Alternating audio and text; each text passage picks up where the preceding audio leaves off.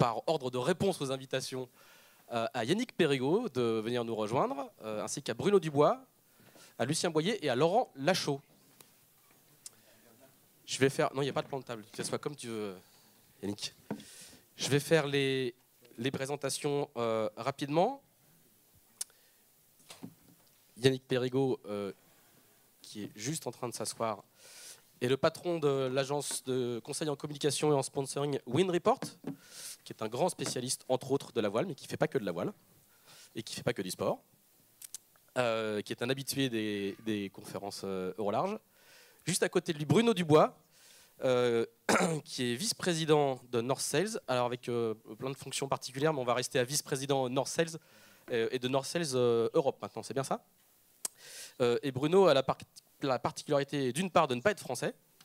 Il est canado-belge ou belgio-canadien, je ne sais pas comment on dit. Donc il n'est pas français et surtout il a une culture extrêmement internationale et surtout il est à la fois chef d'entreprise et navigateur. Il a navigué sur des supports très très différents et il a cette connaissance de la culture française spécifique de la voile et de la culture anglo-saxonne qui, jusqu'à il y a peu, nous était étrangère. Pour beaucoup.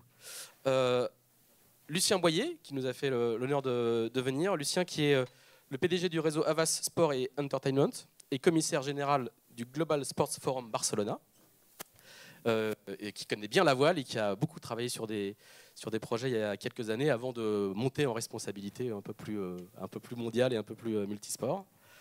Et juste à côté de lui, le petit nouveau de ce milieu, si je puis dire, c'est Laurent Lachaud, qui est directeur commercial et marketing d'ASO, qui va justement nous apporter le regard un peu neuf d'un nouvel entrant dans le monde de la voile, puisque ASO a racheté en début d'année le Tour de France à la voile, et en l'ajoutant à un portefeuille d'événements extrêmement impressionnant, puisque ASO est aussi l'organisateur, entre autres, du Tour de France cycliste et du Dakar.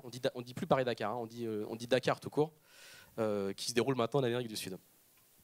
La voile ne vous est pas totalement inconnue parce que j'ai cru comprendre que vous aviez fait un peu de vol dans votre jeunesse pendant votre service militaire, c'est bien ça? Prenez un micro, hein, chacun. C'était un petit bout de Coupe d'Amérique, c'est ça? Quelques têtes blondes qui sont dans cette salle et qui sont devenues des amis, parce qu'effectivement j'ai eu le grand honneur de faire toute la Coupe de 87 avec Marc Pajot et French Kiss. Voilà. Et c'est là que j'ai rencontré mon ami Lucien aussi, puisqu'il était sous d'autres latitudes sportives avec le frère de Marc. Voilà. Très bien. Donc on est entre gens de bonne compagnie. Et donc le titre de cette table ronde, pardon, cette première table ronde, c'est nouveau format pour nouveaux modèles économiques. Alors qu'est-ce qu'on a voulu dire avec ce titre un petit peu ronflant, mais qui avait le mérite d'être court et simple? Vous avez compris comme moi que les temps ne sont pas exactement à l'euphorie économique. C'est probablement parti pour durer également. À de rares exceptions près, la plupart des secteurs économiques cherchent des moyens pour s'adapter à cette nouvelle donne qui voit, en gros, pour faire simple, les investissements se raréfier et les clients devenir de plus en plus exigeants. La course au large n'échappe pas à cette tendance et doit donc, on va en discuter, essayer de se réinventer et de trouver de... Là, c'est pas moi. Et trouver de nouvelles pistes pour séduire à la fois le public et les annonceurs. Alors, on a eu un discours effectivement très très intéressant de Knut en introduction de cette journée, qui en plus a un grand mérite, je trouve, c'est d'être extrêmement optimiste, parce que les messages sont assez forts et surtout très très positifs. Par exemple, moi, j'avais jamais noté que effectivement l'une des qualités de la voile, c'était son imprévisibilité. Et pourtant, Dieu sait que je suis bien placé pour la connaître des deux côtés. Donc on va essayer de creuser un petit peu toutes ces tendances et essayer d'identifier les nouvelles pistes. Et peut-être d'abord, peut-être par une phase de diagnostic. Alors la règle du jeu est simple, hein, vous allez prendre les micros et on va discuter au coin du feu. Vous n'hésitez pas à prendre la parole. Et puis à la fin, 10 minutes avant 16h, on échangera avec la salle s'il y a des questions. Alors Laurent Lachaud, je vais peut-être commencer avec vous, puisque justement vous êtes celui qui a le regard le plus frais sur ce secteur-là. Est-ce que vous pouvez d'abord nous expliquer comment une société comme ASO a fini, parce que je crois que vous vous intéressez depuis assez longtemps à la voile, a fini par franchir le pas, et qu'est-ce qui vous a poussé à arriver dans ce secteur-là? ASO, effectivement, fait partie d'un groupe de presse comme pas mal d'organisateurs de sport dans le monde. le groupe Amaury. Et effectivement, les modèles économiques, comme on les appelle, qui sont les nôtres, sont des modèles qui se doivent d'être pérennes et profitables. Une société privée, donc on a des gros blockbusters comme le Tour de France, comme le Dakar, comme le Marathon de Paris, puis on a des choses un petit peu plus, je dirais, modestes. Et c'est vrai qu'on a cherché depuis longtemps à essayer de trouver la bonne équation pour venir dans cet univers de la voile. Ce qui me frappe beaucoup dans ce qui a été dit et dans ce qui a été montré, et Knut disait que la voile se doit de changer, c'est qu'on est véritablement tout le temps en train de se poser la question comment nos sports, comment nos formats doivent changer. Le Dakar a été marqué par une histoire très basée sur le fait de partir d'Europe pour aller vers l'Afrique. On a été contraints et forcés d'aller en Amérique latine et ça nous a obligés à complètement repenser les modèles. Ce qui me frappe, moi, depuis effectivement maintenant près de 30 ans, que cette industrie du marketing sportif est en perpétuelle évolution et qu'on en a été des témoins les uns les autres, c'est que je pense que la vraie différence, et les images qui ont été montrées d'ailleurs nous le disent, c'est la distance, ou plus exactement le rapprochement du spectateur avec le contact du sport. Le spectateur a envie de faire partie de tout ça, et nous devons l'intégrer dans nos organisations. Alors, on a des sports où les gens jouent un rôle actif, donc on a à peu près maintenant 200 000 clients qui sont des gens de nos épreuves dites de masse, et puis le public qui, lui, veut être le plus près possible de l'action, se doit d'être le plus près possible. On a envie, quand on voit les images qu'on voyait là, de se dire peut-être qu'un jour, moi aussi, j'aurai la possibilité de faire une étape dans une bannette. Ça n'était pas le cas il y a 25 ou 30 ans. On était spectateurs de loin, on rêvait, on entendait les exploits d'Éric Tabarly, mais on ne faisait que les imaginer. Et donc, le sport n'en était que plus magnifié. Aujourd'hui, je pense que le public a envie d'être le plus près possible de l'action. Donc, pour répondre à votre question, on a dit oui pour le Tour de France à la voile parce que je dirais que le cercle vertueux de nos événements partent d'abord du sport. Donc on a vraiment un terreau qui est purement centré sur le sportif, avec des directions sportives. Donc le sport fait vraiment partie intégrante du cœur même de l'histoire du Tour de France à la voile. Et ensuite, il y a des ingrédients qu'on sait à peu près gérer, comme la relation avec les villes, qui est très importante, qui est au cœur de nos métiers. Et puis le public, l'ouverture au public en milieu ouvert. On n'est pas dans des univers fermés où il faut acheter des tickets pour venir, on n'est pas dans des stades fermés. La plupart de nos épreuves, à une exception qui est l'Open de France de golf, sont des épreuves où le public vient naturellement. Donc tous ces ingrédients après, on les optimise, il faut qu'on ait la meilleure médiatisation possible pour le faire savoir. Donc on a après toute une chaîne d'expertise à avoir pour pouvoir faire des partenariats avec les médias, pour pouvoir porter les messages. Donc tout ça, je ne vais pas faire la litanie de tout ça, on a d'autres choses à dire. Mais voilà, c'est pour ça qu'on a de temps en temps, et tant mieux pour le Tour de France à la voile et pour l'histoire qu'on va modestement essayer d'apporter au Tour de France à la voile, on essaye d'être complètement dans cette optimisation-là, mais en comprenant les changements. Et moi j'aime beaucoup cette vision où la notion de comprendre comment les univers sportifs doivent évoluer sont absolument prépondérants. Et alors, du coup, vous n'avez pas répondu à ma question initiale qui était pourquoi maintenant, dans la Val, qu'est-ce qui vous a fait franchir ce pas-là? Pourquoi? Parce que ça faisait un petit bout de temps que vous tourniez autour de projets voile. Pourquoi? Parce qu'aujourd'hui, je pense que l'équation qui a été démontrée depuis plus de 100 ans sur le Tour de France cycliste se doit aujourd'hui d'être... on se doit, nous maintenant, organisateurs, de pouvoir, dans le monde de la voile, essayer de démontrer à un niveau qui n'est pas le même que celui de l'ampleur du Tour de France cycliste, parce que il est clair que 10 millions de spectateurs sur le Tour de France à la voile, même si on en rêve, ça n'est pas aujourd'hui techniquement possible.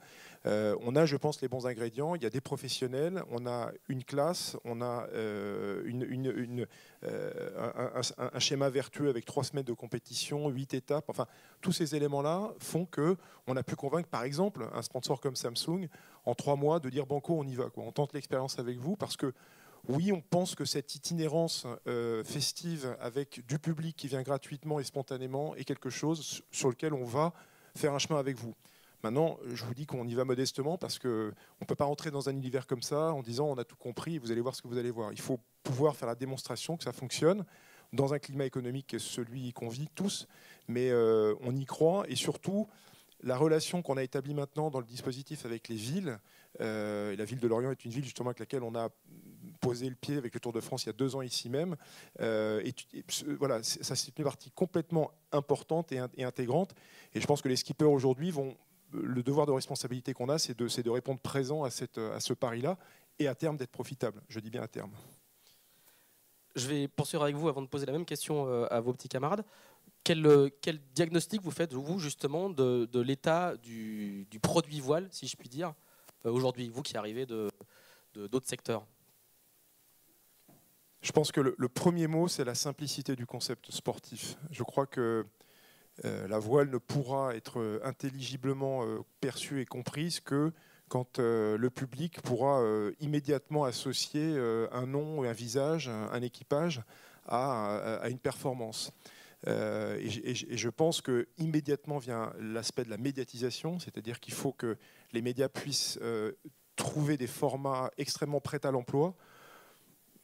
J'ai 2 pages de contenu technique de tout ce qui va être mis en place sur le Tour de France à la voile pour formater des contenus, pour les mettre immédiatement sur le web, pour pouvoir être dans les réseaux sociaux. On a une appli spéciale qui va être faite sur le Tour de France à la voile. Toutes ces dimensions font changer la perception, et là encore on revient sur cette notion de changement, font changer la façon dont le sport est digéré et compris. Première donnée. La deuxième, c'est la durée du sport. Je pense qu'on se rend compte sur certaines de nos épreuves que nous sommes trop longs. Emmener les gens sur 3 semaines d'histoire, on en parlait avec une journaliste de France Info à midi, c'est quelque chose de trop long. Il faut absolument être dans des formats plus ramassés, plus denses, plus compacts. Pourquoi ? Parce que le monde vit de cette manière-là. On vit maintenant dans une espèce d'urgence, de toute forme de consommation d'ailleurs. Le sport ne fait pas exception à la règle. Et il faut arriver à trouver le bon tempo où les gens rêvent, où les gens participent. Les Coupes du Monde de football durent 1 mois, donc ça pose a priori pas de problème. La seule chose, c'est d'arriver à trouver le bon tempo, le bon timing.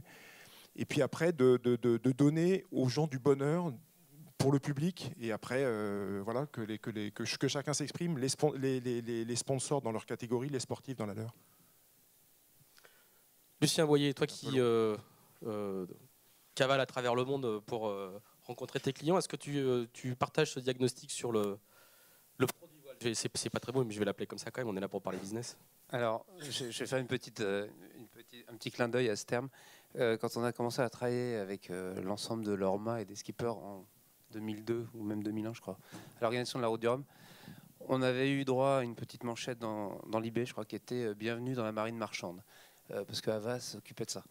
Je pense que c'est plutôt pertinent, en effet, de considérer que s'il y a un écosystème et s'il y a, à un moment donné, les besoins économiques de faire vivre une filière de 600 personnes dans cette région, c'est qu'il y a une nécessité de créer, en effet, un business model. Qui dit business dit commerce. Voilà. Donc je pense que c'est pas un gros mot, c'est ce que je voulais dire. Néanmoins, je pense que quand on parle d'un business model, il faut parler de l'offre et de la demande. Et je pense qu'on est dans une industrie de l'offre. Parce que la demande, elle est extrêmement difficile à définir. Ou alors, si on s'intéresse à la demande, c'est la demande du moment. Et c'est pas forcément la demande de l'avenir. Or, les gens évoluent tout le temps. Et d'ailleurs, les publics, parce qu'on a parlé du public, mais moi je trouve qu'il y a quelque chose d'extrêmement important, c'est de comprendre qui est le public. Par exemple, c'est une question que je voulais poser à Knut, mais je ne voulais pas être trop long, mais finalement, quels sont les publics, ou jusqu'où connaît-on le public ou les différents types de publics qui s'intéressent à la Volvo, et qu'est-ce qu'on peut comprendre de leurs attentes? Parce que fondamentalement, au fond, on est dans une industrie où l'offre est pléthorique, où les sollicitations sont de plus en plus nombreuses, et comme le disait Laurent il y a quelques secondes, de plus en plus rapides, où World of Warcraft n'existait pas il y a 4-5 ans, où les franchises, parce qu'on a parlé de format, je pense qu'il faut comprendre qu'on est dans l'industrie de l'entertainment, c'est-à-dire qu'on est dans l'industrie du loisir, de ce qui fait plaisir aux gens. On est dans l'industrie de la passion, de ce qui n'est pas forcément indispensable, quoique ça le devienne de plus en plus, puisque la vie est tellement difficile par ailleurs, que c'est des zones de respiration et d'oxygène. C'est pour ça qu'en effet, les chiffres de croissance du sport et de l'entertainment en général sont très très positifs. Et bizarrement, en période de crise, on s'aperçoit que personne n'imaginait ça, mais les cinémas n'ont jamais été aussi pleins. Je crois qu'il y a eu 220 millions de spectateurs au cinéma cette année, c'est-à-dire le record. Et c'est vrai pour les audiences dans les matchs de foot, de rugby, etc. Donc on fait partie de cet environnement où il y a des besoins, mais après il faut faire une offre. Et l'offre, elle répond à des formats. Et ce que disait Laurent il y a quelques minutes, c'est qu'on a l'exigence de correspondre à ce qui est consommable par les publics, c'est-à-dire de faire passer le rêve, la réalité de cette nature incroyable dans laquelle les hommes se donnent, se donnent le meilleur d'eux-mêmes et dans des conditions de danger, de sensations extraordinaires. Mais il faut arriver à transmettre ça dans des formats qui correspondent aux devices, aux outils qu'on a pour le consommer. C'est-à-dire qu'à un moment donné, c'est là où tout à coup, il y a une nécessité, à mon avis, pour que la voile soit plus performante, parce qu'il y a comme une question de compétitivité par rapport à d'autres offres. Et pour que la voile soit plus performante, il faut absolument s'adapter, enfin adapter la manière de raconter cette histoire, qui est la même. L'histoire, elle ne change pas. Mais il faut la raconter de manière à ce qu'elle soit plus intéressante pour des jeunes publics, pour des publics qui se renouvellent, qui eux changent. Et ce travail-là, tu as le sentiment qu'il n'a pas commencé, il est en cours, il a du mal à être compris?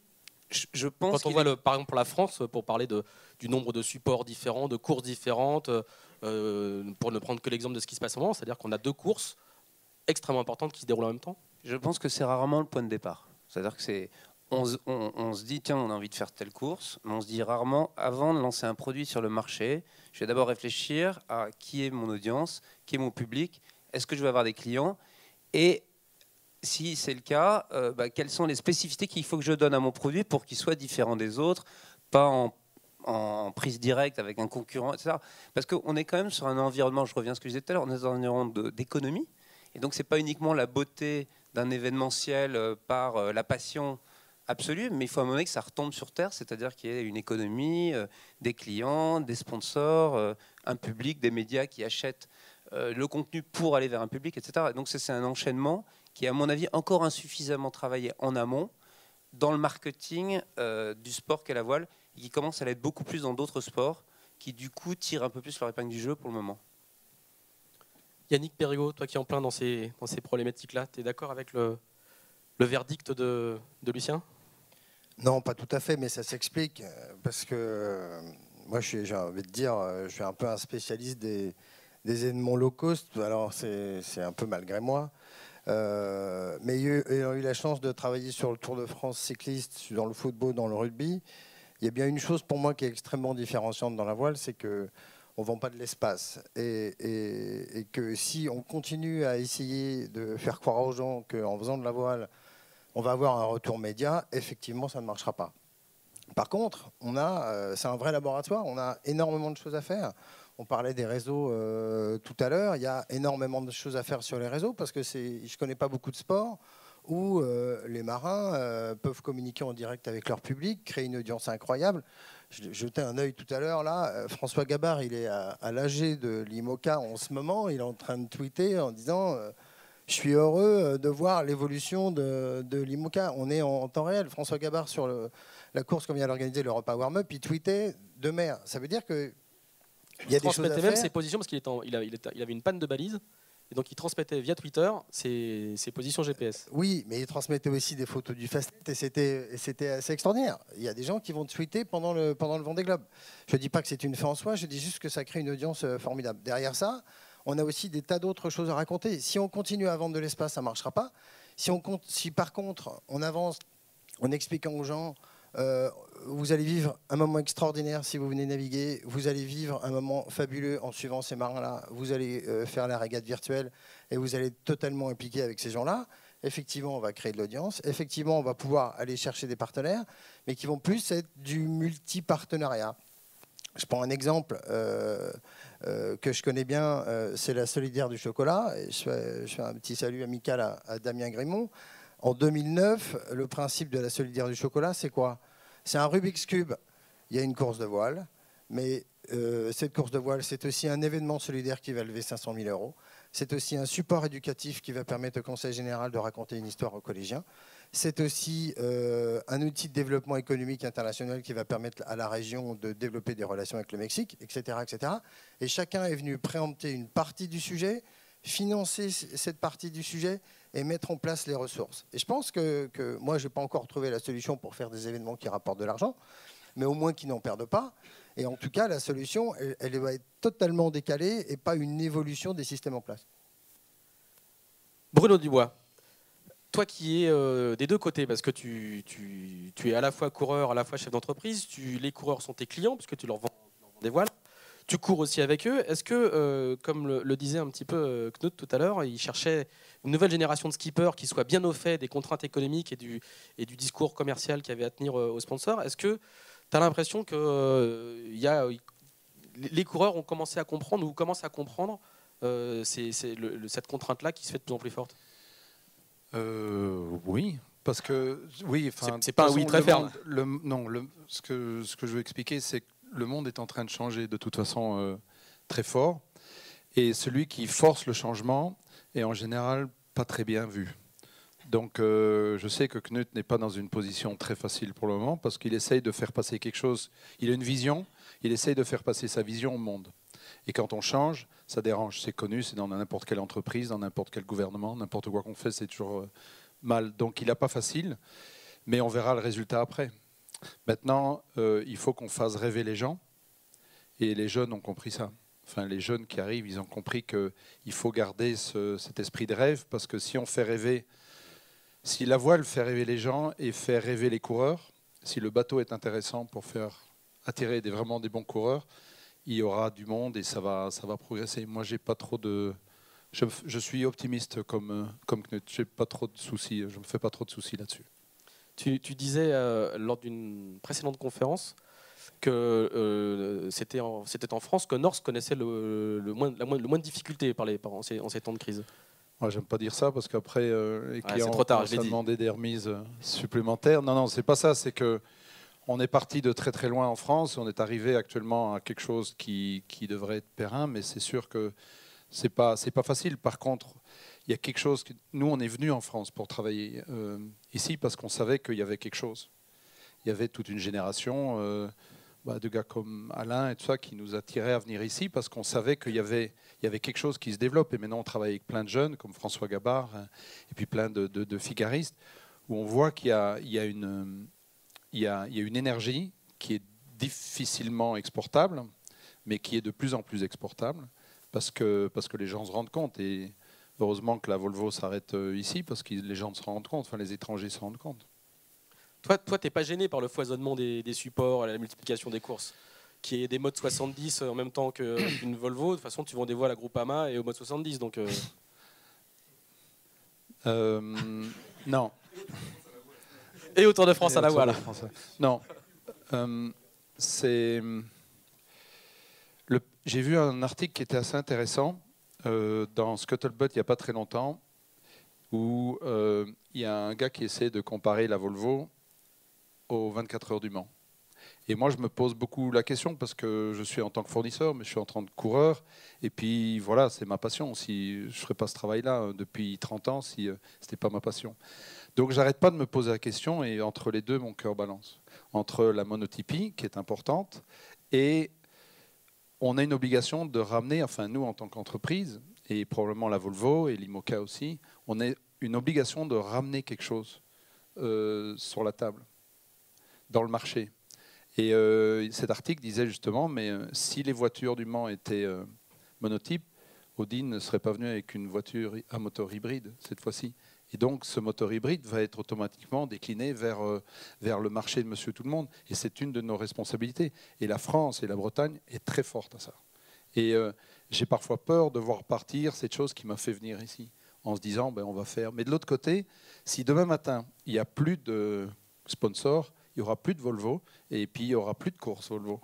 Donc il faut faire un mélange entre les deux, entre continuer à développer des supports qui sont hyper intéressants, comme le mode, comme le prochain Volvo, je pense, et comme l'IMOCA essaie de le faire.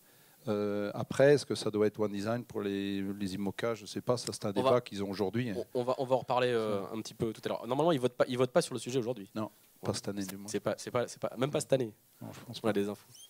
Alors, je voudrais qu'on passe peut-être à une phase un peu plus opérationnelle. C'est le temps des réformes en ce moment, puisqu'on a un nouveau chef de l'État, un nouveau gouvernement, donc le mot réforme est à la mode. Qu'est-ce que vous qui avez des clients à qui vous donnez des conseils, si vous deviez donner un conseil au marché de la voile en France, qu'est-ce qu'il faudrait faire comme réforme pour améliorer la visibilité, la compréhension de ce sport aujourd'hui? Qui s'y colle? Ouais, je vais ça sera chacun votre tour de toute façon. Je vais reprendre le premier mot qui me venait à l'esprit tout à l'heure, c'est le fait de réduire cette distance. Je crois que, encore une fois, ces images tout à l'heure, elles étaient extrêmement claires parce que c'était une invitation en fait. On avait envie de venir dans ce cockpit, on avait envie de communier, de participer avec lui. Et moi, je suis très frappé de voir que Aujourd'hui, les sportifs, dans les sports dont on s'occupe, enfin en tout cas les sports entre guillemets dits médiatisés, la voile, le vélo, pardon, le rallye raid, le golf, sont devenus, en tout cas par une vraie nécessité, mais pas aussi parce que le rapport s'est changé avec le public, sont devenus d'abord beaucoup plus explicites quand ils parlent de leur sport, beaucoup plus clairs, sont intéressants. Et on voit bien, pour pas remuer le couteau dans la plaie, que là où achoppe aujourd'hui cette fameuse équipe de France de football, qui n'en finit pas de souffrir, c'est bien dans ce rapport au public. Je lisais dans la presse là, récemment qu'il y avait un petit gamin qui attendait l'équipe au Bourget dimanche soir et que les joueurs ne sont même pas allés le voir sous la pluie, le pauvre gamin. Bon, ce qui prouve bien, et le journaliste prend le temps d'écrire ça, parce que justement c'est bien ça qui personnifie l'équipe de France dans ce qu'elle a de moins chaud dans son rapport avec le public. Donc moi j'ai envie de dire comment dans ce sport qui est très complexe, qui est techniquement éloigné d'un univers en dur, avec un rapport très compliqué pour pouvoir un petit peu comprendre ce que c'est techniquement qu'une bascule devant, qu'un empannage et ainsi de suite. Comment est-ce qu'on peut arriver à donner l'envie au public d'aller vers, et que dans les temps utiles que sont les temps à quai, et c'est ce qu'on va s'essayer à faire sur le Tour de France à la voile, il y ait des échanges, il y ait un contact. On ne va rien inventer de nouveau, mais on va essayer. Concrètement, vous allez faire quoi? Alors, par exemple, les arrivées de parcours, des grands parcours, se feront le plus près possible de la Terre. Alors effectivement, il y a des parcours qui vont être avec des coefficients spéciaux, un petit peu pour pouvoir permettre justement aussi à quelques invités privilégiés, mais enfin en tout cas, ce sera des ambassadeurs pour aller sur les bateaux aussi. Ça nous paraît important de pouvoir faire un peu participer les gens. On va un petit peu changer leur déclassement. Je ne vais pas trop rentrer dans le détail. Ce ne sera pas des grandes révolutions, mais c'est plutôt des petites réformes. Et puis surtout, on va essayer de rythmer ce temps avec les pros que sont les gens qui bossent chez SO à la logistique, de pouvoir rendre utile ce temps de vie sur les villages. C'est très important qu'il n'y ait pas ces espèces de creux où à un moment ou à un autre, paf, ça s'estompe et où c'est un peu triste, ou un village qui ne vit pas. Donc on va essayer de rythmer tout ça. Je dis bien on va essayer, avec l'aide des skippers. On en a déjà parlé avec Jimmy, avec d'autres, pour pouvoir faire en sorte qu'ils soient eux-mêmes acteurs. C'est important qu'à un moment ou à un autre, la parole leur soit donnée, qu'on puisse les faire parler après une journée, très simplement. Le public n'en demande pas beaucoup plus. Et puis après, le bouche à oreille, vous savez, moi je suis halluciné de voir ce qui s'est passé quand on a mis le Dakar sur les routes argentines et chiliennes. On est parti vraiment de zéro, avec une feuille blanche, avec des gens qui nous promettaient les pires mots. Pourquoi est-ce que ça a été si fort? 55 nations qui se réunissent pour courir sur à peu près 700 véhicules, qui étaient là pour communiquer avec le public. On a eu plus d'1,5 million de personnes dans les rues de Buenos Aires parce que les gens étaient prêts à aller vers le public et à communiquer. Et le public le rend, mais au centuple immédiatement. C'est-à-dire que le bouche à oreille fonctionne. Évidemment, j'espère qu'on aura beaucoup de monde sur les villages du Tour de France à la voile. Je ne sais pas si on en aura autant. Par contre, ça, le fait de le faire savoir, après, ça va très très vite. Et les médias en parlent. Et tout ça devient après une espèce de dynamique vertueuse. Donc moi, j'ai envie de dire un peu naïvement, voilà, il faut essayer de rendre ça le plus accessible possible, parce que l'idéal serait que demain, un petit gamin de 10 ans, on puisse lui proposer d'aller faire une régate sur un bateau. Parce que c'est ça, et le Tour de France, le nombre d'histoires de gamins qu'on voit comme ça, qui peuvent aller dans un bus pour pouvoir toucher la main de Thomas Voeckler ou autre, ça c'est fantastique. Et je crois, ça aussi c'est un sujet qu'on partage avec Lucien, sur le fait de pouvoir ramener le public le plus près possible du cœur du sport, c'est quelque chose d'absolument essentiel. La voile a quand même cette caractéristique que les marins ne sont pas des icônes lointaines, inaccessibles, c'est des gens qui...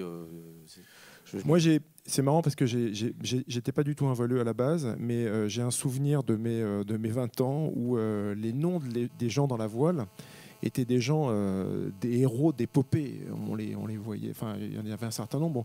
Et je trouve qu'aujourd'hui, ce sont des pros incroyables. J'ai visité la base Groupama, j'ai été bluffé par la dimension entrepreneuriale. Et pour autant, j'ai l'impression, enfin je peux me tromper parce que je suis peut-être un petit peu aussi pris par d'autres occupations dans d'autres sports, mais j'ai pas l'impression que leur dimension au pinacle des grands sportifs soit suffisamment au bon niveau. Tous, Alain, Franck Camas, enfin d'autres, leur place doit être certainement beaucoup plus haute dans l'esprit du public. Alors pourquoi ça? Pourquoi est-ce qu'il y a 20 ans, il y a 30 ans, un Marc Pajot, parce qu'on n'entendait plus parler de lui sur une route du Rhum et qu'il avait réparé son mât avec une petite cuillère, ça faisait des tonnes dans les journaux. Attendez, rappelez-vous, c'était des 6, des 8 pages dans Paris Match, enfin on en parlait, mais énormément. Aujourd'hui, vous avez vu combien de pages dans Paris Match sur Franck Camas? Est-ce qu'on le voit avec ses gamins en train de poser, ainsi de suite? Non, ça a changé. Ça a changé, et donc il y a la question à se poser, c'est de dire, on ne va pas pleurer en disant qu'est-ce que c'était mieux avant, c'est juste de se dire, voilà, qu'est-ce qui peut changer dans le rapport entre une fois avec le public? Parce que ces dimensions entrepreneuriales, il y a des sommes absolument colossales derrière. Donc comment est-ce qu'on peut rendre ça rationnel? Parce qu'effectivement, vous avez raison de le dire, les enjeux, c'est de dire, on vend des espaces. Le mot n'est peut-être pas très beau, mais néanmoins, tout ce que vous avez énuméré, c'est de la créativité, ce que j'appelle moi de la créativité marketing au service d'eux. Et ça, c'est ce qu'on essaye de faire, parce que moi, j'ai pas l'impression qu'on ait une espèce de recette miracle pour pouvoir faire venir des sponsors. On essaye vraiment de comprendre quelles sont les stratégies et les visions des entreprises pour pouvoir leur donner les supports adaptés. Et à partir de là, on travaille et on fait du correctif. C'est-à-dire qu'on est tout le temps en train de débriefer d'une épreuve à une autre pour essayer d'améliorer le coût et donc de créer de la fidélité, voilà, par rapport à ça. Donc c'est un peu comme ça qu'on fonctionne. Qu'est-ce qu'il y aurait comme autre réforme à... Réforme, je ne sais pas si c'est le bon terme, mais le changement, comme changement à introduire. Alors, de manière très opérationnelle. Non, mais Laurent dit des choses très très importantes. Je pense que surtout, il faut, et je suis tout à fait d'accord avec Yannick, il y a un énorme potentiel. Donc le potentiel est là, et il n'y a aucune raison que ce qui a fait ce qui a fait se réunir les gens sur les Champs-Élysées pour acclamer Éric Tabarly en 1976, ça soit pas la même chose qui devrait permettre à Franck Camas ou Loïc Perron il y a quelques mois de recevoir le même accueil du public. Il n'y a aucune raison sur les ingrédients, les valeurs de la voile, c'est-à-dire tout ce qui concourt à aller sur les océans, sur des bateaux et raconter des histoires extraordinaires. Il n'y a aucune raison. La seule chose, c'est la manière dont on peut, encore une fois, remettre ça dans la tête des gens à l'endroit où ils cherchent à le recevoir. Paris Match, à l'époque dont parle Laurent, c'était ce qui avait de plus tendance, entre guillemets. Europe 1, c'était là où se passait. Donc en fait, c'est des gens très à la mode, très à la pointe. En gros, très plébiscités par les plus jeunes et très, très, très modernes. Voilà. Or, aujourd'hui, la concurrence à la pointe de la modernité, elle est considérable. Et je pense que les choses sont devenues un peu plus compliquées. C'est-à-dire que pour réussir un film à Hollywood, c'est plus compliqué qu'avant. Les blockbusters, ils sont nés plus importants qu'avant. Harry Potter, c'est devenu un truc énorme. Il n'y avait pas ce genre de choses avant. Par contre, c'était très travaillé, très organisé. Ce qu'il faut travailler à organiser, la réforme, je ne sais pas si c'est possible de faire une réforme parce que c'est un marché libre avec des gens qui ont tous l'esprit d'initiative, et tant mieux, mais peut-être qu'ils pourraient se concerter pour s'organiser de telle manière à proposer quelque chose de plus compréhensible et de mieux segmenté. Je vais vous faire une anecdote. L'autre jour, j'ai un client qui m'appelle en me disant il y a un skipper qui est venu me voir pour me proposer un projet dans le mode 70. Alors nous, c'est pas pour tout de suite, mais est-ce que tu peux regarder il va t'appeler, je sais que vous vous en occupez pas beaucoup, mais bon, au moins donne-moi un peu un avis, etc. Le fameux skipper m'appelle et en fait, je comprenais pas de quoi il me parlait. Il me dit voilà, la course c'est dans 2 mois, on est 2, mais ça devrait être sympa, c'est pas trop cher. Je crois que c'était 100 000 euros. En fait, il me parlait de la Québec-Saint-Malo et en fait, il avait dit ça au mec qu'il avait rencontré 3 semaines avant, mais il avait oublié qu'il avait parlé de ça. Puis là, moi, il me parlait d'autre chose. En fait, de temps en temps, le même nom va arriver sur 3 ou 4 dossiers différents, une fois sur un support Tour de France, parce qu'il y aura une étape avec ce grand nom de la voile, une autre fois sur un truc assez ponctuel, parce que tiens, si on n'avait pas navigué, et puis une 3e fois sur le truc très important, qui est son projet à long terme. Et les annonceurs qui sont très éloignés de tout ça, mélangent tout, comprennent pas vraiment la hiérarchie des projets. Et si on prend un bon exemple, c'est le tennis. Il y a quelques années encore, le tennis était désorganisé en termes de hiérarchie des tournois.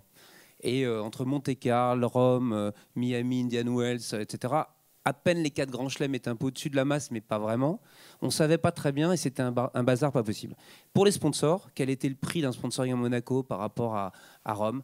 Pour les médias, est-ce que ça se diffusait en prime ou pas en prime, etc. Et évidemment pour les joueurs qui allaient plus ou moins jouer. Bon, ils ont organisé ça ensemble. Il y a eu l'ATP. Bon, alors tout ça, c'est des réformes compliquées, mais après tout, pourquoi pas? On peut être ambitieux. Et il y a eu les grands slams, les 1000, les ATP 500, les ATP 250, avec des niveaux de points différents, avec des niveaux de valeurs, j'allais dire, sportives différentes.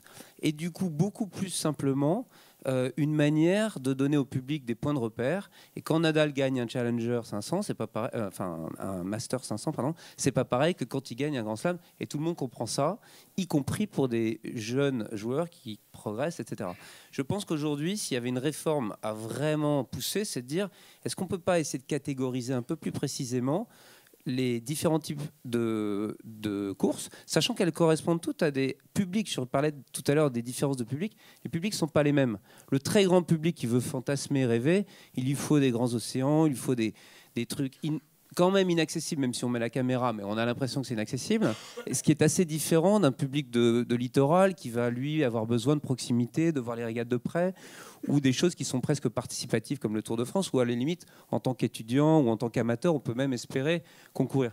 Ce n'est pas exactement les mêmes cibles, et si on veut vendre la même chose à tout le monde, en fait, on crée un système un peu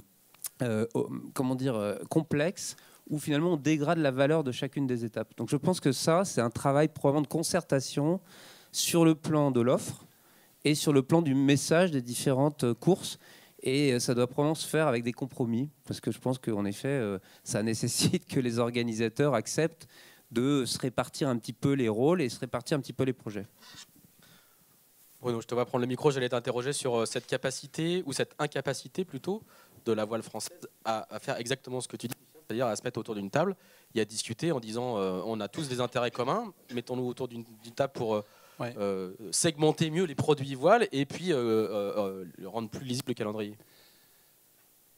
Je dois faire attention à ce que je vais raconter parce que là c'est que moi que je m'engage là-dedans. D'accord. Dans la discussion. On a bien compris. C'est que c'est vrai que là j'ai retenu quelque chose qui est vraiment intéressant par rapport au tennis. Et on avait dans le temps, quand j'étais un peu plus jeune, il y avait le classement FICO qui reprenait le classement des meilleurs coureurs. Et là, on a des courses avec des bateaux qui vont se ressembler très très fort entre le prochain Volvo et l'IMOCA. Ils ne peuvent pas être identiques parce que c'est fait pour l'équipage et du solitaire ou du double.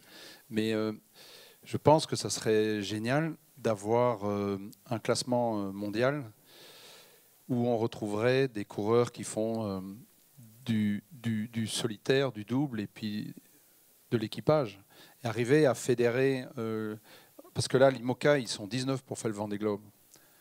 Et on se plaint à l'IMOCA. On se dit c'est terrible, c'est la crise, on ne sait pas ce qu'on fait, quoi. Il y en a, là, on voit, on a 6 bateaux, les budgets ne sont pas les mêmes, bien entendu.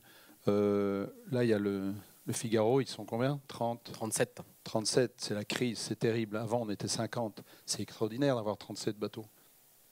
Donc, les multicoques sont passés au mode 70. Il faut savoir qu'il y a deux choses que j'entends régulièrement à la télévision pour le moment, c'est croissance et puis rigueur. C'est vrai qu'il faut qu'on coupe parce qu'il y a des choses qu'on fait dans la voile, qu'on a fait dans la Coupe de l'Amérique en 2007, où c'était plus cher le temps de développement de CFD que le produit en lui-même. Donc c'est à la mode maintenant, on essaye de voir comment est-ce qu'on peut couper la partie CFD parce que ça coûte trop cher. Les projets coûtent trop cher. Donc il faut couper pour que ça coûte moins cher et il faut de la croissance. Il faut la prochaine fois avoir 10 bateaux pour la Volvo pour que, moi quand je l'ai faite en 89, on était 15 bateaux. Et là c'est intéressant, il n'y avait pas Internet, il n'y avait pas tout ça à cette époque-là. Donc là, si on avait 10 à 15 bateaux sur la Volvo, ce serait un jackpot pour Knut, parce qu'il sait qu'au niveau média, au niveau sponsor, ce serait génial. Et l'IMOCA, si on pouvait retrouver une fédération qui reprendrait la course au large, puisque c'est ça qu'on veut faire, on aurait Barcelona, Route du Rhum, la Jacques Vabre et puis la Volvo et le Vendée Globe, mais on fédérés ensemble. On a des organismes mondiaux qui sont censés. On a l'ISAF, on a la Fédé en France, qui sont théoriquement les réceptacles de tous ces gens-là. Ah ouais. Et si je me souviens bien, j'étais. Ah ouais, mais bon, on voit que ça ne va pas. On voit que ce n'est pas faisable et il faudrait pouvoir. Mais à l'époque de la FICO, il y avait déjà la concurrence. Il y a eu un Vendée Globe en 96 où il y avait deux jauges concurrentes. Il y avait une jauge FICO et une jauge de ce qui n'était pas encore l'IMOCA. Voilà, pour les anglo-saxons, il y a une course qui représente la course au large. Le champion du monde de course au large, c'est la Volvo. Nous, on a tout ce qu'on peut trouver ici et ça se fédère de plus en plus. Il faut reconnaître que les gars qui font du Figaro, après ils veulent passer en classe 40, après ils veulent faire le Vendée Globe. Pour eux, c'est gagner le Vendée Globe. La France est le seul pays où il y a ce rêve. Ils font la Volvo, quoi. Non, ouais, mais ils font la Volvo. Je pense à Charles Caudrelier, en fait. Ils font la Volvo ou la Coupe pour avoir cette culture internationale, parce que de plus en plus, ils se rendent compte que c'est hyper important d'aller chercher à l'extérieur pour pouvoir ramener ici. Et les étrangers viennent ici. Conrad Coleman qui est ici, il parle super bien français, il vient de gagner la Global Ocean Race. Il s'installe en Bretagne parce qu'il pense que c'est ici qu'il faut être.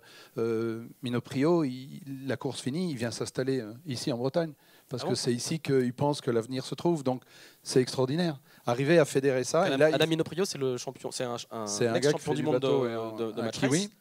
Qui est sur Camper. Sur Camper, il a une copine française, donc ça aide. Ah. Mais à ce que je sache. On peut juste aussi préciser que Conrad, il a aussi une copine française. Voilà, justement. Non, ce que je pense, c'est que si moi, en tant que coureur, et je passe de différents supports régulièrement, j'aimerais bien que des gens se fédèrent en multicoque et se fédèrent en monocoque.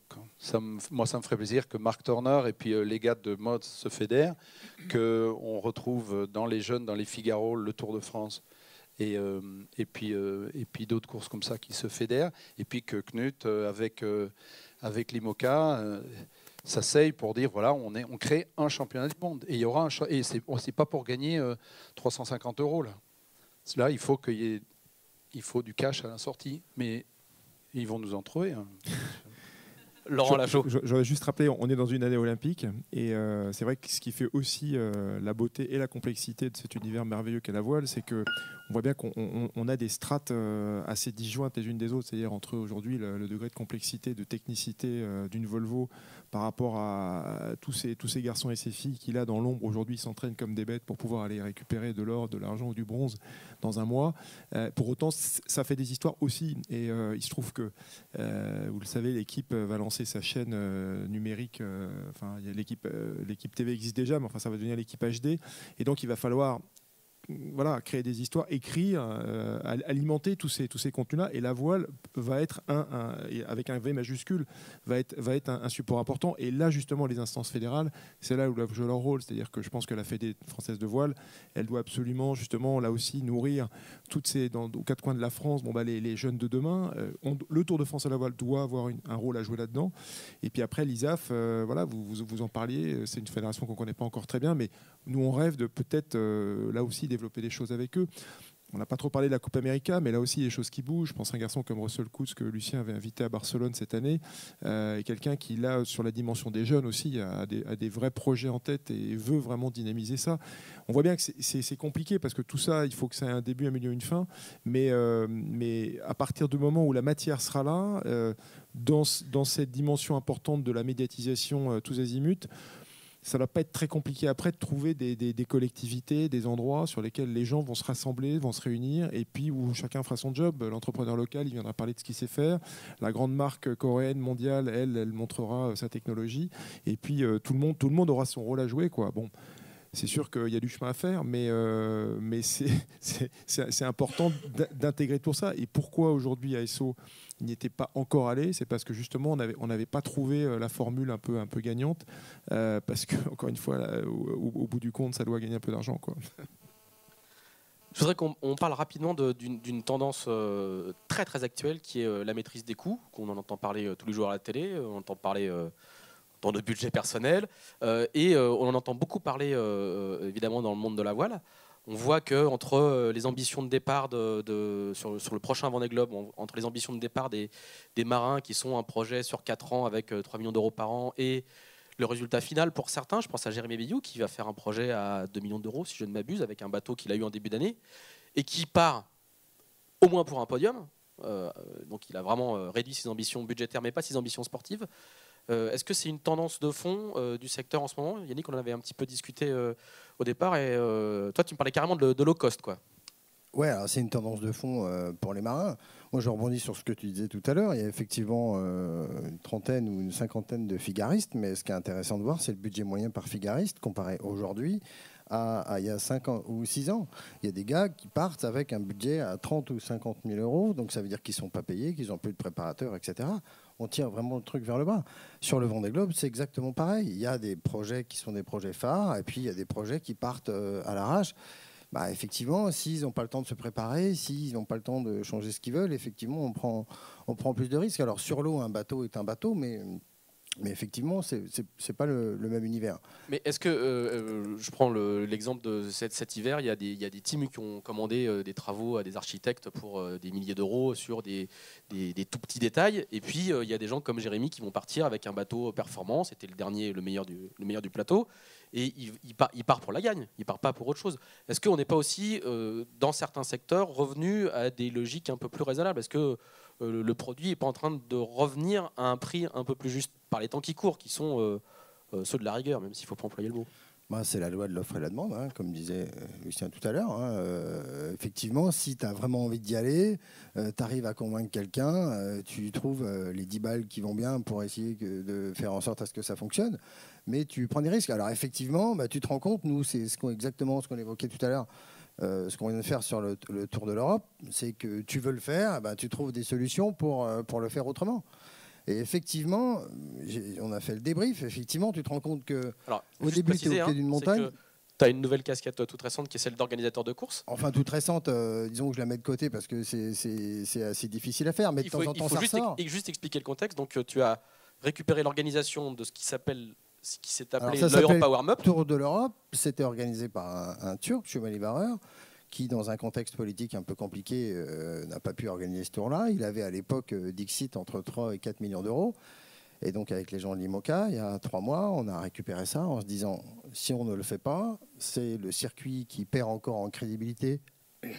Et Dieu sait si on n'a pas besoin de ça. Donc, il faut le faire avec, hormis l'étape de Barcelone, 130 000 euros, quoi.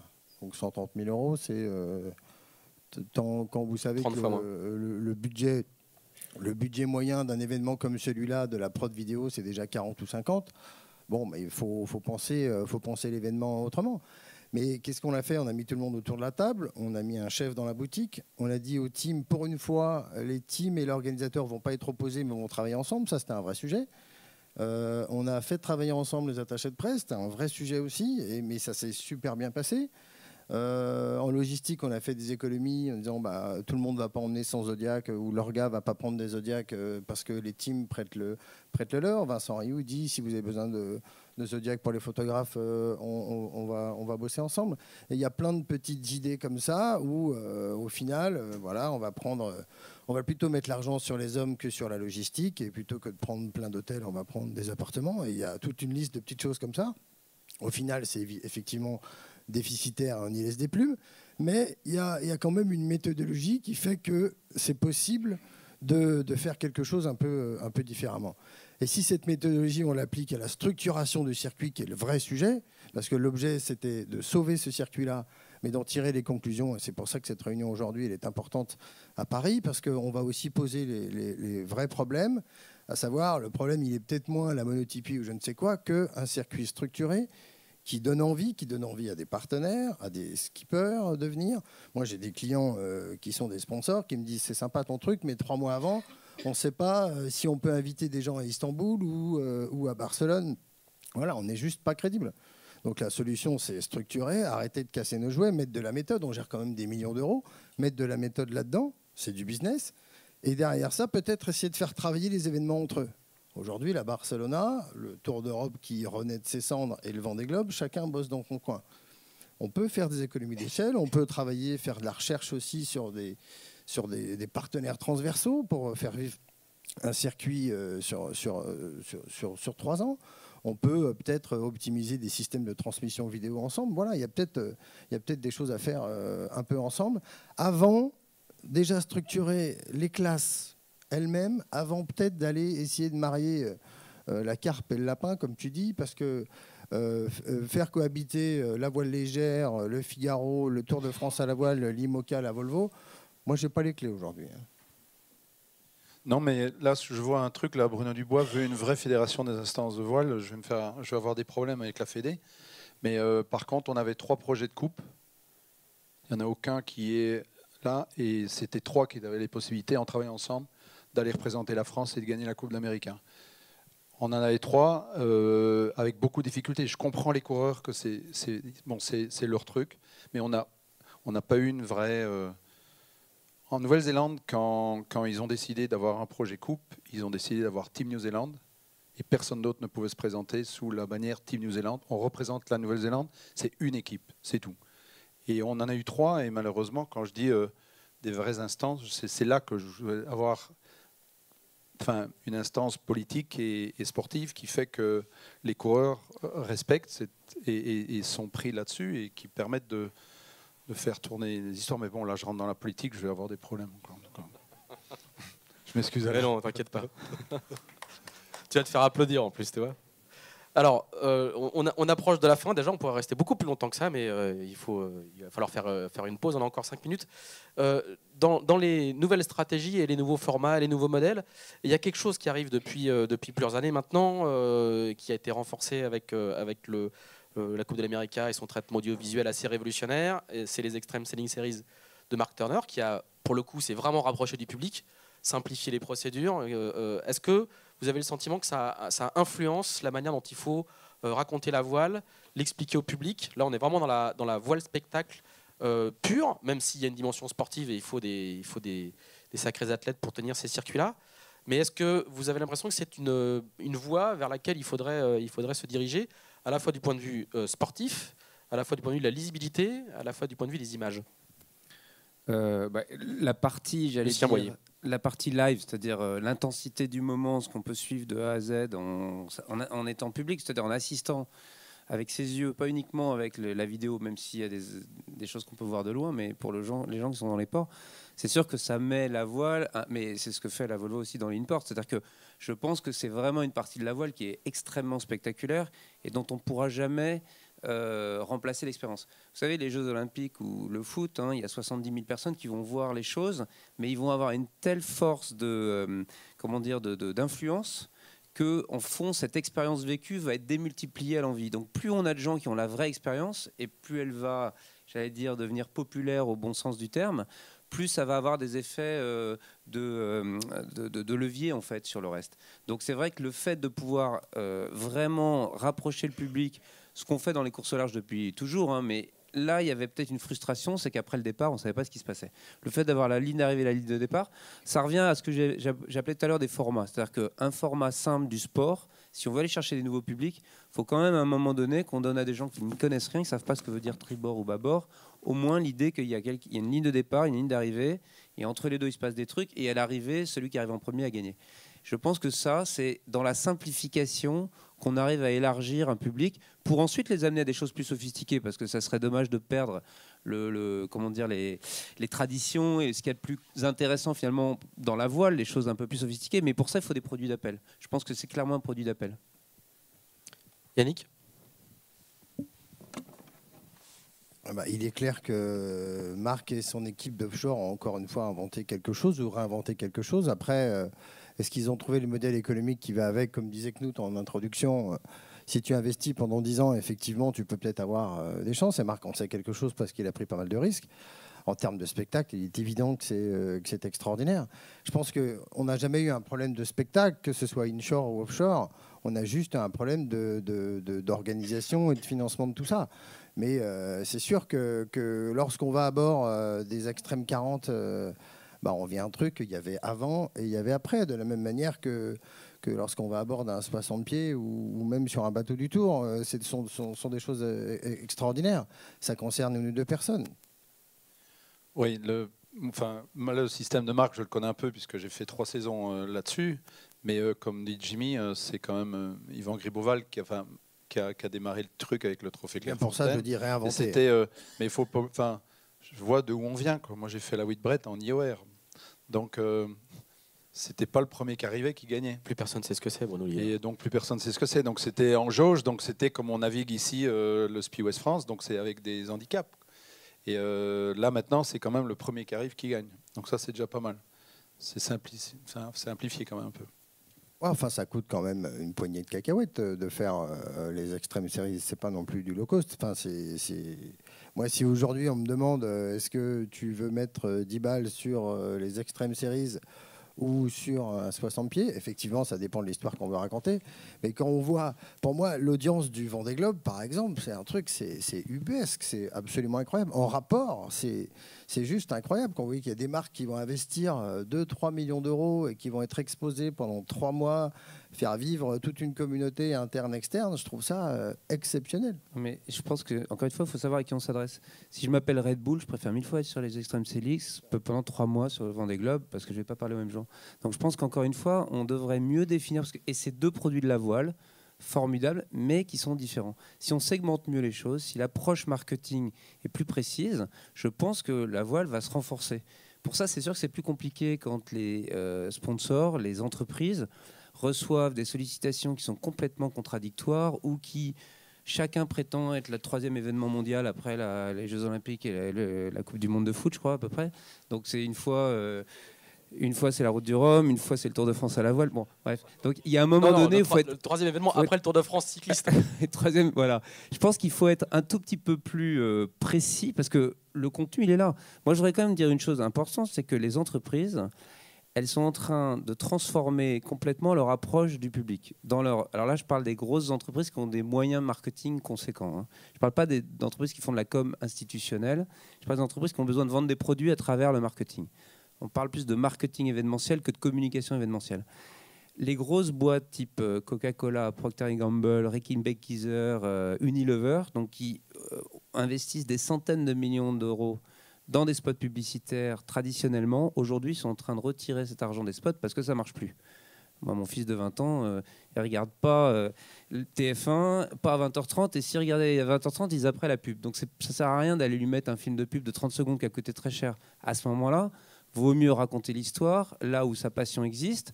Admettons la voile dans une histoire qui regardera sur YouTube parce que les images de la Volvo qu'il va voir sont exceptionnelles.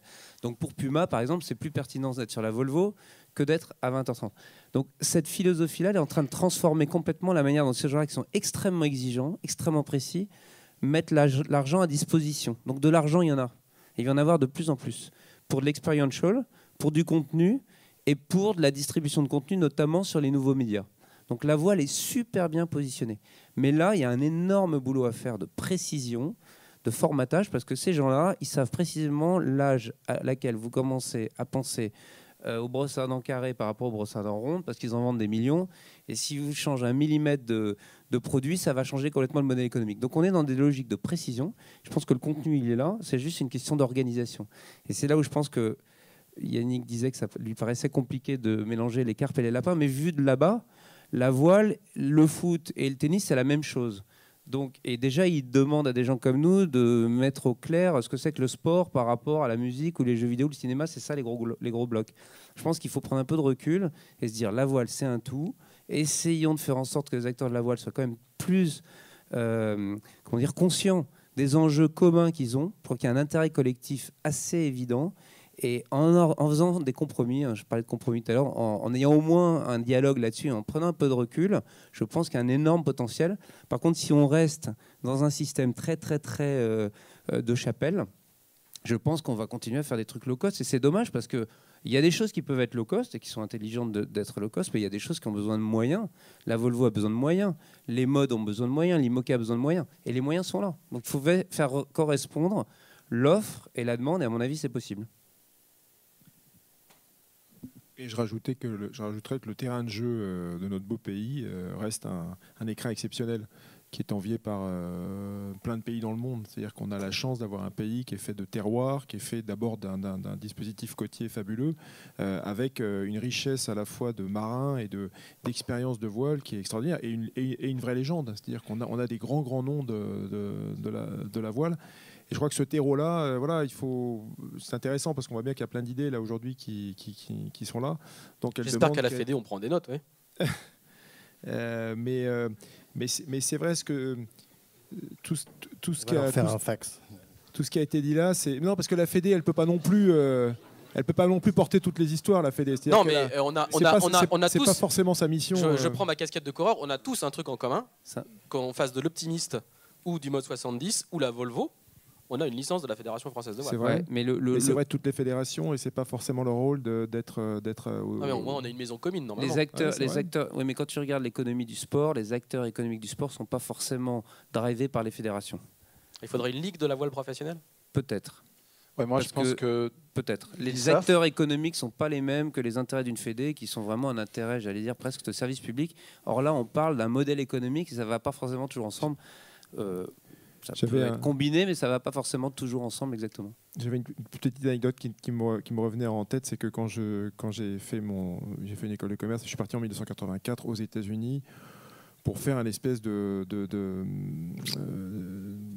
de marché pour Peugeot sur la prochaine Coupe d'Amérique, enfin qui voulait courir.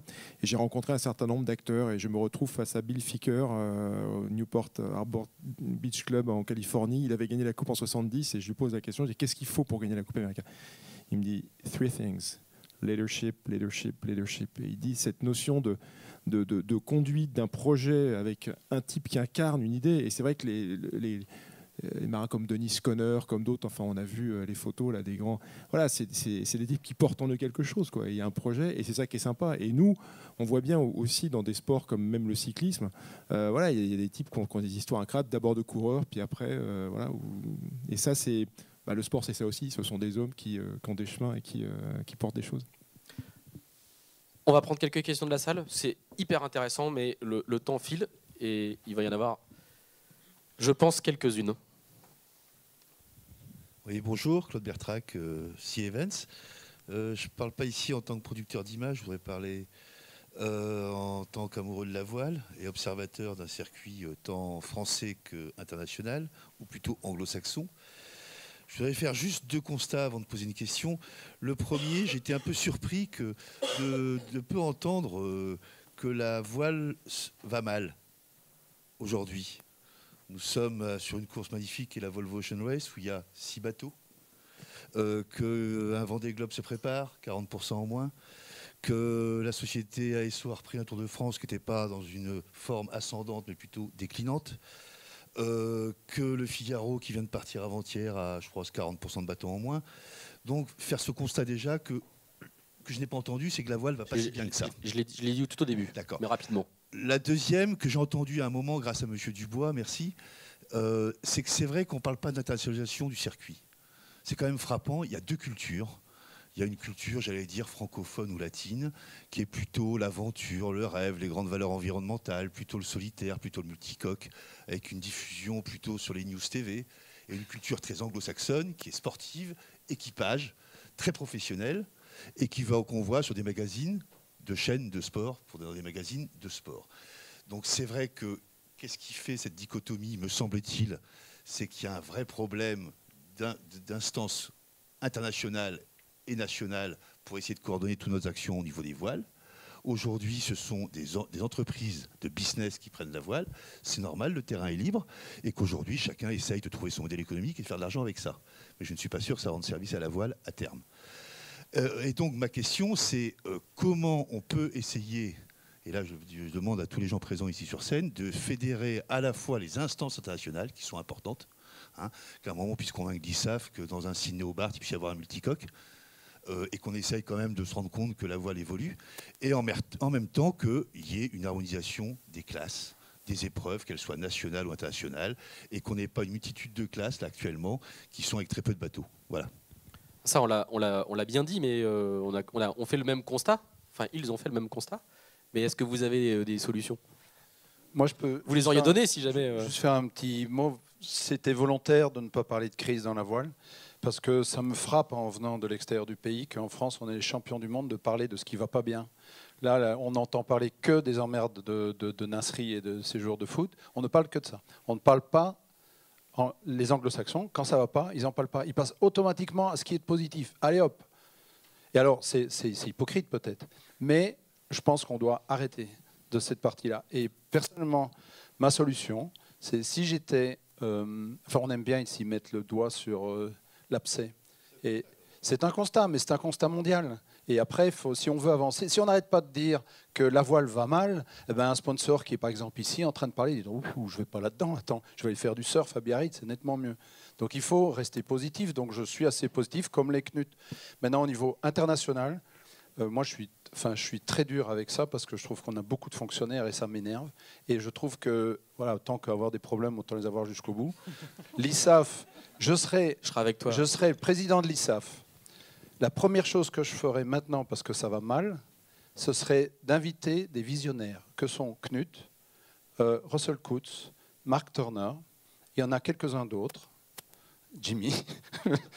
Non, des visionnaires. Non, des.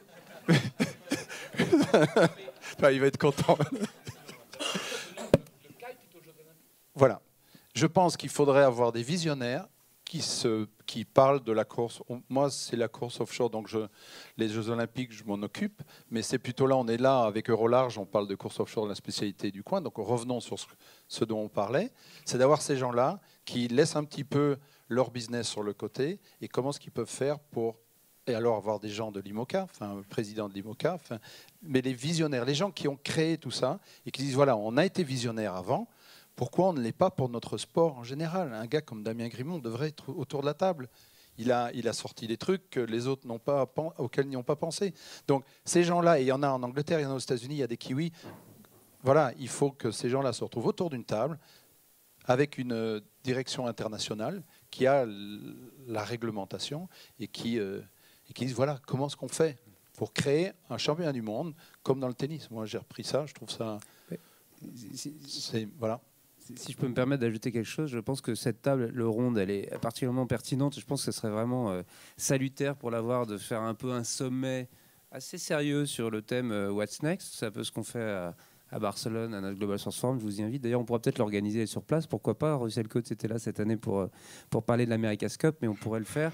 Mais au-delà de ça, je pense qu'il est très intéressant, c'est justement d'y associer aussi l'exemple, pas en tant qu'on va faire la même chose, mais au moins pour apprendre d'un certain nombre d'autres expériences du sport et de l'entertainment. J'insiste là-dessus parce que on oublie complètement qu'en fait, la concurrence avec laquelle nous sommes, si on prend la voile par rapport aux investissements des entreprises, c'est pas uniquement les autres sports, c'est aussi toutes les sollicitations pour capter l'émotion des consommateurs. Et l'émotion, elle passe par Lady Gaga, elle passe par le dernier James Bond. Et les moyens, et la voile, c'est de ce fait un scénario incroyable. C'est une dramaturgie, c'est Hollywood. On a tout ce qu'il faut. Et le truc, c'est qu'il faut le mettre en scène et montrer aux annonceurs que c'est vraiment quelque chose qu'ils peuvent utiliser vis-à-vis de leurs consommateurs, donc dans une forme qui va les toucher. Je pense que c'est intéressant de mettre aussi ça autour de la table, parce que c'est le vrai sujet. C'est pas tellement la qualité des courses, la qualité des bateaux, la qualité des marins qui est exceptionnelle, et qui l'est toujours, avec des nouvelles générations de marins incroyables, et d'architectes, et de voiliers, etc. Le problème, c'est comment économiquement ce système correspond aux problématiques de 2012 et au-delà, c'est-à-dire qu'il puisse y avoir vraiment une rencontre entre cette proposition qui est faite et la manière dont ça peut être acheté par des annonceurs. Et c'est probablement ça qui manque, parce que des institutions, bon, il y aura toujours des politiques, ils auront toujours des points de vue, etc. À un moment donné, le marché, il va faire de vous un business qui est successful ou un business qui est en train de décliner. Il faut quand même être dans cette logique commerciale. J'assume ça assez clairement parce que je pense que c'est pour le bien d'un écosystème plus que pour un individu en particulier, surtout si les gens se mettent ensemble. Moi, je suis d'accord. Juste pour répondre à ta question, Claude, il est clair qu'il ne faut pas qu'on attende que les fédérations ou les publics fassent la pluie et le beau temps. Moi, je vais prendre des piqûres de rappel de temps en temps dans la Silicon Valley sur le green business et les nouvelles technos. Et là-bas, sur le green business, ils disent s'il n'y a pas de business, il n'y a pas de green. Ben moi, j'ai envie de reprendre ça chez nous aussi. C'est si on ne met pas du business, mais le business, c'est pas que un gros mot, c'est pas que un truc pas sain. Si on ne met pas du business dans notre organisation, on n'arrivera à rien. Parce que le marin, il a besoin de vivre. Et s'il peut être payé plus de 1 500 € et payer son assurance, ben moi, je trouve ça bien. Il est capable de créer 2 emplois. L'organisateur, je posais la question à Knut tout à l'heure. Moi, je n'en connais pas beaucoup d'organisateurs qui gagnent beaucoup d'argent. Peut-être Pendwick en France parce qu'ils ont un vrai système d'économie d'échelle et c'est les champions du monde du tirage de prix. Mais sinon aujourd'hui, ça n'existe pas. Si demain... Je rappelle que tout est diffusé en direct sur Internet. Hein. Et ça sera disponible sur YouTube de manière intégrale. Salut, mais il sait ce que j'en pense. Hein. Je ne travaille pas avec lui. Moi, je pense qu'on est capable, en se mettant autour de la table, et on n'attend pas. Il ne faut pas attendre 6 mois, il ne faut pas attendre 10 ans. Il faut se bouger. Moi, je crois à l'initiative privée dans ce genre de choses, et le public, il va suivre. Et si on attend que le Saint-ISAF ou le Saint-FFV viennent faire la pluie et le beau temps là-dedans, on y est encore dans 10 ans. Une dernière question. Alors à l'autre des lieux, Christophe Baudry. C'est donc une question à la fin qui sera pour Yannick pour rebondir sur ce qu'il vient de dire. et plusieurs petits constats. En constat, je crois que tout passe, comme disait Laurent Lachaud, par l'expérience. C'est-à-dire qu'à un moment donné, le public, si on veut qu'il adhère, il faut passer par l'expérience. Je vais juste parler un petit poil de ce qu'on fait ici. Tout à l'heure, vous disiez, l'idée, c'est d'emmener des gamins de 10 ans naviguer peut-être avec... nous, on n'avait pas la possibilité de les faire naviguer sur les Volvo Open 70. On a fait les mini Volvo Open 70 avec des vieux phare 30 qu'on a reconditionnés, mis aux couleurs des bateaux. Et je pense que là, le fait de faire naviguer, on va essayer de faire naviguer plus de 6000 personnes sur la quinzaine, c'est la solution. Le ponton XXL, c'était fait au Vendée Globe, c'est aussi une idée qu'il faut à tout prix. Et j'entendais, moi, le public sur c'est Sainte-Anne, hein, les bateaux, c'est Sainte-Anne, on les effleure, c'est un grand... Un autre commentaire concernant juste l'America's Cup et le fait que ce que tu disais, Bruno, sur Russell Coutts, qui donc s'intéresse aux jeunes, etc. Moi, là, je vais être un petit peu taquin, mais quand on ferme les URL YouTube dans un pays parce qu'on a conclu un deal sur une chaîne commerciale payante, ça me paraît aller à l'encontre complètement de la volonté de toucher les jeunes. On parlait de votre fils Lucien de 20 ans, etc. Je ne suis pas sûr qu'il soit très souvent sur la télé. Il doit être plus sur Internet comme on l'est tous, notamment. Et je ne trouve pas ça tout à fait normal. Et surtout, je ne trouve pas que ça va dans le sens du développement du sport. Est-ce que tu pouvais dire, Yannick, tout à l'heure? La dernière chose, c'est pour être fin et pour rebondir sur Yannick, c'est effectivement à l'échelle planétaire, les organisateurs de courses se comportent comme des petits commerçants bretons. Je schématise, mais c'est à peu près ça. C'est chacun place ses dates. Quand les AC45 sont sortis, ça a été en frontal avec les Extreme 40. Enfin, ça dure depuis longtemps. On a parlé de Penduic tout à l'heure. Je ne vais pas rebondir sur le déplacement du Figaro au mois de juin. Tout le monde sait ce que j'en pense depuis X temps, qui a simplement obligé la région Bretagne à être présent à Paimpol, à diviser une expo en mettant une moitié à Paimpol, une moitié à Lorient, ce qui est complètement aberrant. Mais comment on fait, Yannick? C'est-à-dire que la FFV ne fait pas la police, l'ISAF ne fait pas la police. À un moment donné, les organisateurs se mettent pas autour d'une table, chacun fait son truc, et aujourd'hui, je ne vois pas la solution. C'est-à-dire que si vous avez la solution, c'est à chaque conférence, c'est à peu près comme ça, c'est-à-dire qu'on dit, bah oui, il faudrait qu'on se parle, et tout ça, mais il n'y a rien de fait. Donc comment on fait aujourd'hui? Quel schéma? Moi, je vais te répondre en 2 secondes. Si à la tête de ces organisations-là, tu avais des gens à peu près sains, à peu près honnêtes, et qui arrêtaient de ne penser qu'à eux-mêmes et de se regarder le nombril, effectivement, ça changerait. Effectivement, ça changerait. Je pense qu'on est capable de penser un peu différemment et qu'il y a un renouvellement de génération à faire, c'est très clair. Oh. Il faudrait qu'on fasse la pause. Allez Alain, c'est bien parce que c'est toi. Hein. Non, c'est super intéressant, mais est-ce que, au fond des choses, est-ce qu'il ne faut pas regarder les choses en face? La voile n'est pas un sport populaire. On est à peu près d'accord là-dessus. Donc c'est vrai qu'il faut amener les gens à la voir, bien sûr, mais il ne faut pas rêver, ressembler, comme disait Knut, faire la voile du foot, de la Formule 1. Par contre, est-ce que la voile n'a pas vécu ou ne vit pas un petit peu trop au-dessus de ses moyens depuis 10 ans? Et est-ce qu'il ne faut pas un petit peu que cette crise aura un effet bénéfique sur l'ensemble du milieu pour que les choses redeviennent un petit peu plus logiques? Si, moi je pense qu'il y a beaucoup de projets qui vivent totalement au-dessus des moyens possibles à réunir compte tenu de la nature même du projet. Donc c'est vrai que savoir que on est capable d'investir à un certain niveau parce que ça sera justifié sur un marché, c'est le bon curseur. Savoir simplement qu'on a besoin de tant d'argent pour créer une nouvelle technologie, c'est une mauvaise approche parce que fondamentalement elle ne rencontrera pas un public. Donc je pense que segmenter en disant il y a des événements qui auront ce type d'approche, 100 000 euros, d'autres 500 000 et d'autres 1 million, correspondant à chaque fois à des retombées qui sont vendables, c'est une bonne manière d'organiser les choses. Et c'est vrai que si, en effet, cette période difficile permet à chacun de se poser la question de se dire à qui je peux vendre ce projet, à quel niveau c'est rentable et comment je peux gérer ce modèle, plutôt que de foncer dans les plans, les dépenses et le reste, ça sera probablement beaucoup plus constructif. Je pense qu'il y a vraiment besoin de prise de conscience. Ça, pour revenir à l'histoire de monsieur tout à l'heure à propos de la crise, je pense que c'est nécessaire de prendre conscience que ça peut basculer dans un sens ou dans l'autre. Et on est vraiment à un moment intéressant pour ça. Donc, en effet, ça crée des opportunités peut-être plus saines. Ça ne veut pas dire qu'il n'y aura pas des projets ambitieux. Je pense qu'au contraire, rassembler les moyens sur les grands projets et vivre plus raisonnablement sur les projets différents, c'est probablement mieux que de mélanger tout et de créer finalement pas d'équipe de France en America's Cup cette année, ce qui est quand même terrible, et assez peu de bateaux sur la Volvo, ce qui est quand même dommage. et pas assez de nouveaux bateaux sur les nouveaux projets. Alors que c'est probablement parce que c'est pas bien réparti. 30 secondes, Oui, Laurent Lachaud. juste, on peut peut-être rajouter un ingrédient qui nous est particulièrement cher, puisque Lucien a parlé d'entertainment par rapport au concept de sport et particulièrement de la voile. Moi, j'ai envie de garder dans l'idée que la voile, c'est quand même... Ce qui est fabuleux, c'est que ce sont des hommes qui partent courir sur les océans et donc qui parcourent le monde. Et le monde, ce sont des gens de cultures différentes.